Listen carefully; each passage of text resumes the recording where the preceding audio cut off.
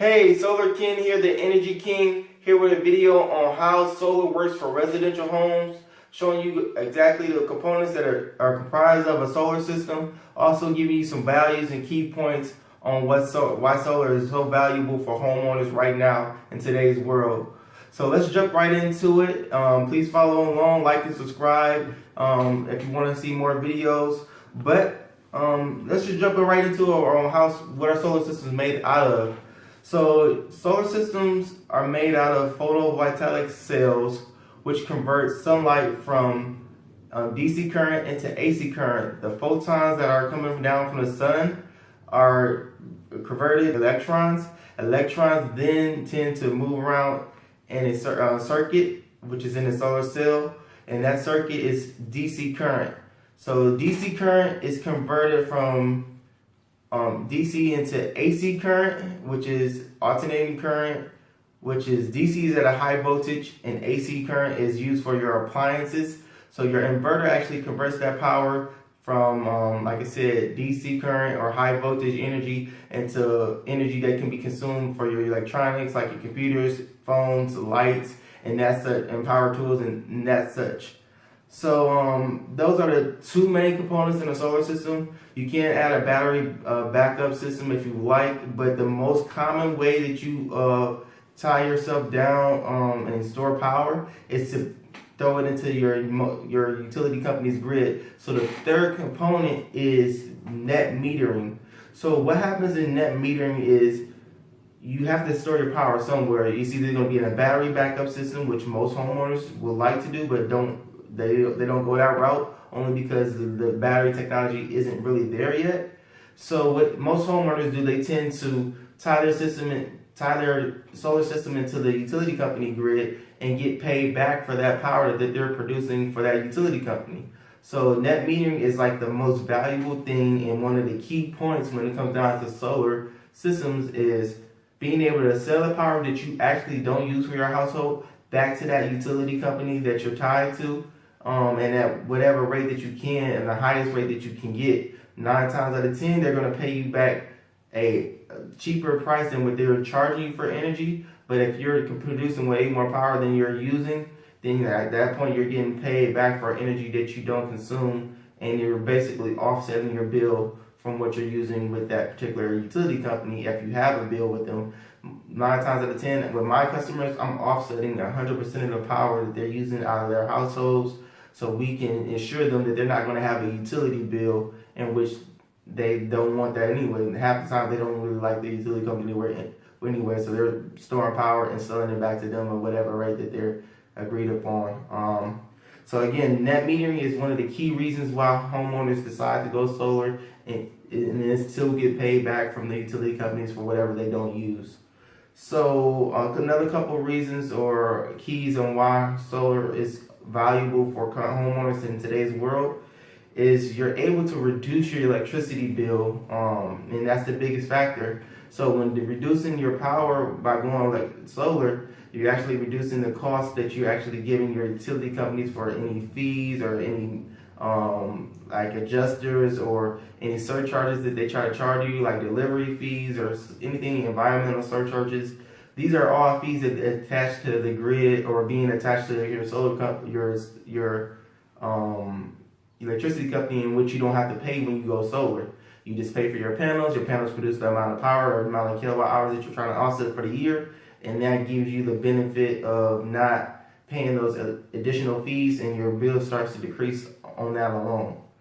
So another thing is you're not really faced with peak hours. Another value is you can do things around your home and don't have to worry about the peak hours. So peak hours are usually with your utility company around from like 1 to about 8 or 9 o'clock when you're actually using power.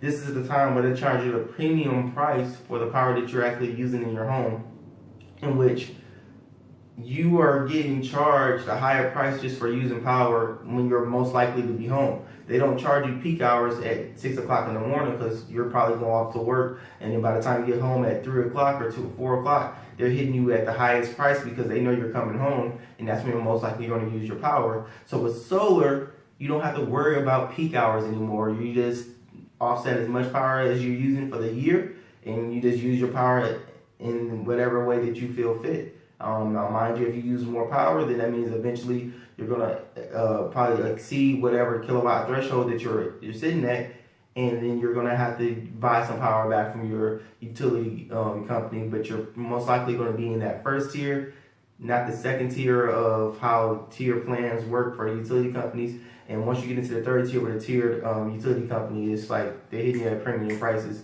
which is most likely like peak hour prices.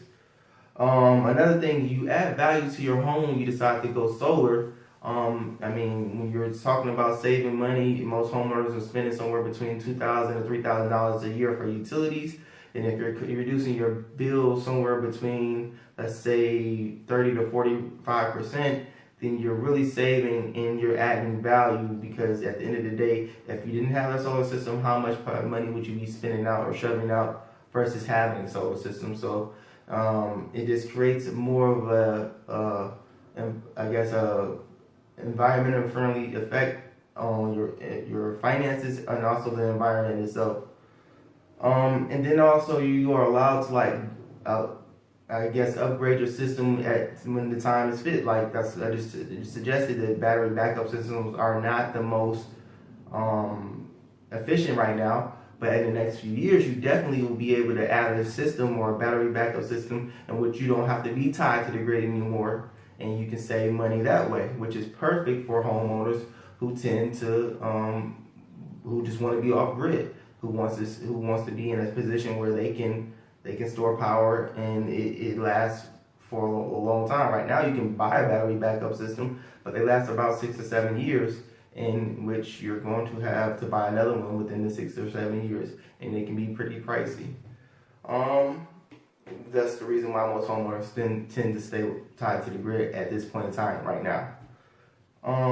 Again, another key point is being able to save money on your utility bill or your utility costs for the year annually. So your annual bill for your solar should be around 30 to 45% cheaper than what you're paying for your utility companies, depending on the demographics or where you live at, and what climate, sun hours, these things, azimuth of your roof, the way your solar system is actually laid out. South is being the best direction for your solar system to be actually facing. And if your roof is facing east or west, or if you don't have a lot of space in your roof, or if you just don't have enough panels, then you're going to get less production, which means your utility bill, or you still may have a higher utility bill depending on how good your solar system was built and designed for you. In my case, I try to offset as much power and get as much space on the roof, and with the encoding of the county or fire department, to make sure that we're doing the most that we can for the homeowners.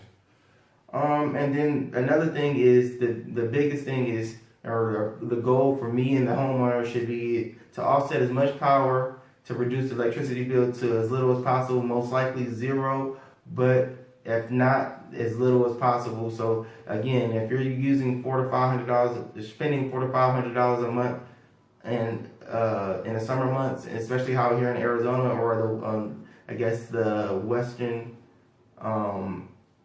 region, then again, going solar is probably the best for you. I know Vegas, here in Arizona, Phoenix, or even in like some parts of Southern California, have so many high utility costs, and when you decide to go solar, you're able to take advantage of that sunlight and convert that into free energy, which can offset, like I said, 100% of your power and even pay you back a little bit more. If you like what you just watched in the video below, please comment, like, and subscribe to my YouTube channel. If you want to follow me on my social medias, all my handles are right behind me: Snapchat, Instagram, Facebook.